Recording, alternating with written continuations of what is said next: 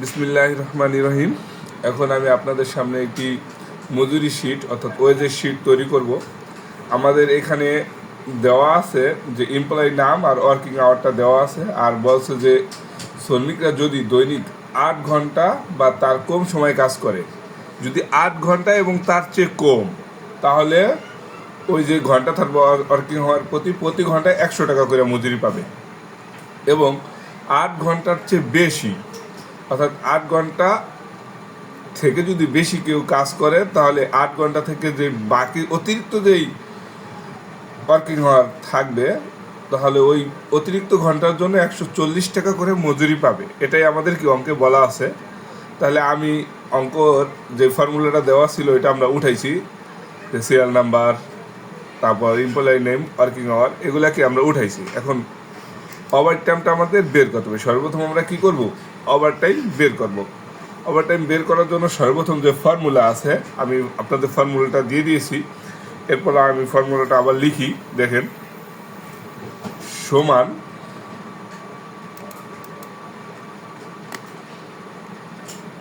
সমান চিহ্ন বসাবেন, এরপর ইফ ফর্মুলা ব্যবহার করবেন। ইফ, দেখেন এই ইফ চলে আসছে, এই ইফটা দিব।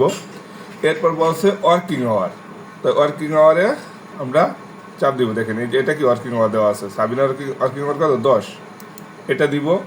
এরপর এইটা বলছে কি, যদি 8 থেকে ছোট অথবা 8-এর সমান হয়, 8-এর থেকে ছোট অথবা সমান যদি হয় 8, তাহলে দেখেন যদি 8-এর থেকে ছোট হয় অথবা সমান হয়, তাহলে কি আমাদের ওভার টাইম হবে? হবে না। এর জন্য হবে কত? 0। আর যদি অন্যথায় যদি আমরা কি বলছি 8 থেকে ছোট অথবা সমান যদি হয়, তাহলে ওয়ার্কিং ওভার টাইম হবে 0। অন্যথায় কি হবে? Working hour -8, working hour -8। এরপর সর্বশেষ একটা ব্র্যাকেট দিয়ে শেষ করবেন, তাহলে আমাদের ওভার টাইমটা বের হয়ে গেল। আশা করি সবাই বুঝতে পারছেন। আবারও ফর্মুলাটা আমি দেখাই, দেখেন এই এখানে ইফ, তারপর ওয়ার্কিং আওয়ার, C5-এ কিন্তু ওয়ার্কিং আওয়ার দেওয়া আছে। দেখেন এটা হলো C5, তাই C5 ওয়ার্কিং আওয়ার। এটা যদি 8 থেকে ছোট অথবা সমান হয়, এই দেখেন আমার মাউসের বাটন, 8 থেকে ছোট অথবা সমান যদি হয় তাহলে 0। আর অন্যথায় কি ওয়ার্কিং আওয়ার -8, তাহলে কি আমাদের ওভার টাইমটা বের হবে। এরপরে পেমেন্টটাও কি সর্বপ্রথম সমান দিব। এরপর ইফ ফর্মুলা ব্যবহার করব। ইফ চলে আসে, এখানে বলছে যদি ওয়ার্কিং আওয়ার 8 থেকে বড় হয়, ওয়ার্কিং আওয়ার যদি 8 থেকে বড় হয়, তাহলে আমরা কি এটা ব্যবহার করব। যদি 8 থেকে বড় হয়, সেক্ষেত্রে কি হবে? 8 গুণ 100। প্রথম যে 8 ঘন্টার জন্য এটা হবে কি 8 ঘন্টার জন্য 100, 8 গুণ 100।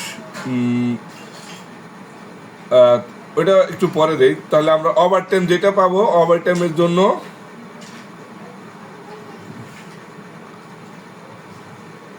মূলত এটা ব্যবহার করলে ভালো হতো। আমরা আবার আচ্ছা এইটা আবার করি, আমরা 6 ব্যবহার করে ফেলছি।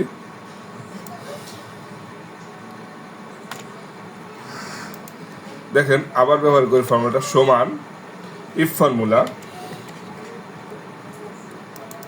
ইফ এখন বলছিল যে ওয়ার্কিং আওয়ার, তো ওয়ার্কিং আওয়ার এটা প্রথম, ওয়ার্কিং আওয়ার যদি 8 থেকে বড় হয়, 8 থেকে যদি বড় হয়, তাহলে ফর্মুলাটা হবে কি,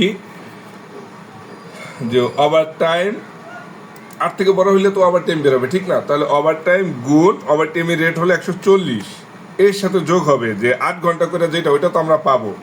ওভার টাইমেরটা হবে 140, আর বাকি যে কর্মঘণ্টা থাকবে অর্থাৎ 8 ঘন্টা, সেটা হবে যোগ। তাই 8 গুণ 100, এটা হলো কি যদি ওভার টাইম থাকে, এটা হলো। আর যদি ওভার টাইম না থাকে, সেক্ষেত্রে কি হবে?